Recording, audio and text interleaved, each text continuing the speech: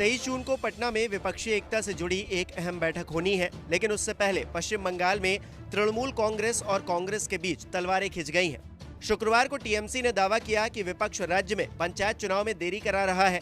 इस पर कांग्रेस ने मुख्यमंत्री ममता बनर्जी को 2018 का चुनाव याद दिलाया, जहां 60 से 70 लोगों की हत्या हो गई थी। वहीं चुनाव के मद्देनजर कांग्रेस और बीजेपी ने हाईकोर्ट का रुख किया है।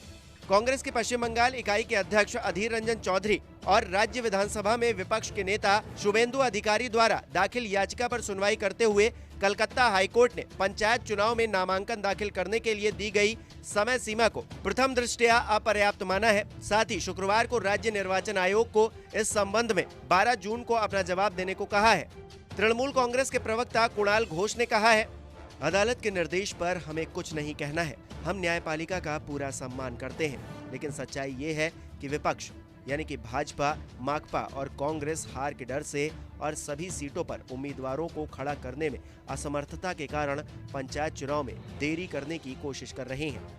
उन्होंने कहा, हम उन्हें सभी सीटों पर अपने उम्मीदवारों की लिस्ट जारी करने की चुनौती देते हैं। जबकि कांग्रेस नेता अधीर रंजन चौधरी ने कहा, हम चुनाव से बचने की कोशिश नहीं कर रहे, लेकिन हम चाहते हैं कि ये शांतिपूर्ण तरीके से हो। हमें 2018 के पंचायत चुनाव याद हैं, जब डर के कारण लगभग 34% आबादी वोट नहीं डाल सकी थी।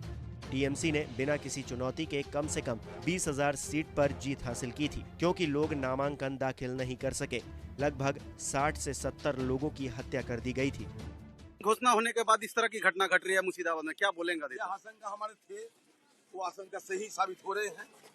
सिर्फ मुर्शिदाबाद नहीं, सारे बंगाल में सत्तारूढ़ पार्टी अपने पुलिस बल पर अपने गुंडेगर्दी करते हुए ये चुनाव को,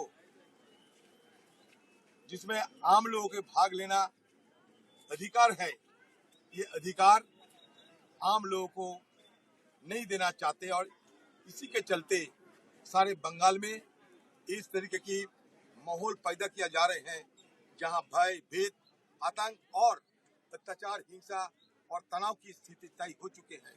पुलिस यहाँ चुप्पी साधी हुए है। बंगाल के जो इलेक्शन कमिश्नर, वो भी ये सरकार की ये एक नुमाइंदे माना जाते हैं। सरकार की चापलूसी करना उनका फर्ज बनते हैं। वो उनके कोई दम नहीं है, कोई क्षमता नहीं दिया गया है। इसलिए हम लोग शुरू के दिन से गुहार लगाते आ रहे हैं कि किसी ना किसी तरीके से अगर सेंट्रल फोर्स को तैनात किए जाए तो आम लोग चुनाव में निडर होकर शिरकत कर पाएंगे। नहीं तो बंगाल में इस तरीके की दहशतगर्द ये चलते रहेंगे। ये दहशतगर्द की घटना सिर्फ खड़गपुर में हुई नहीं, सारे मुर्शिदाबाद और सारे बंगाल में होने जा रहे हैं, हो रहे हैं। ये सोची समझी तरीके से, ये सुनियोजित तरीके से ये हमारे ऊपर हमलावर करते हुए हमारे पार्टी को और साथ साथ विपक्ष लोगों को डराने का कोशिश किए जा रहे हैं सत्तारूढ़ पार्टी की तरफ से, क्योंकि वो जानते हैं अगर आम लोग चुनाव में हिस्सा ले तो सारे मुर्शिदाबाद से उनकी सुप्रसव होना तय है।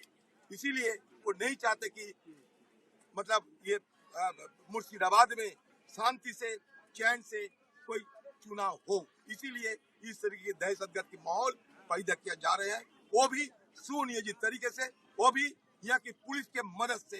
ये मैं बड़े दावे के साथ कह सकता हूँ। इसके अलावा बीजेपी ने आरोप लगाया है कि नामांकन दाखिल करने के लिए कम समय दिए जाने का कारण विपक्षी दलों को चुनाव लड़ने से रोकना है। भाजपा प्रवक्ता समीक भट्टाचार्य ने कहा, स्टेट इलेक्शन कमीशन और सत्तारूढ़ तृणमूल दोनों ही इस पंचायत चुनाव को 2018 की तरह एक मजाक बनाना चाहते हैं। जहां तक हमारे उम्मीदवारों की लिस्ट की बात है तो बीजेपी सभी सीटों पर कड़ी टक्कर देने को तैयार है।